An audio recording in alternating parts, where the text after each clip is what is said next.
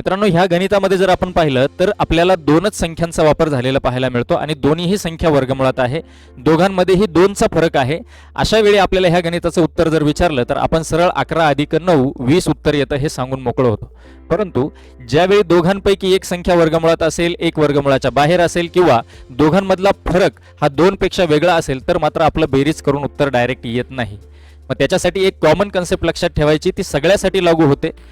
काय लक्षात ठेवणार तर वर्गमुळातली जी संख्या असेल किंवा वर्गमुळाच्या बाहेरची संख्या असेल दोघांची वर्ग करून घ्या. वर्गमुळातल्या कोणत्याही संख्येचा वर्ग केला तर ती संख्या जशीच्या तशी बाहेर लिहिली जाते. मग 11 अधिक 9 दोघांची बेरीज करून त्याची दुप्पट अंशात लिहा आणि दोघांची वजाबाकी खाली लिहा.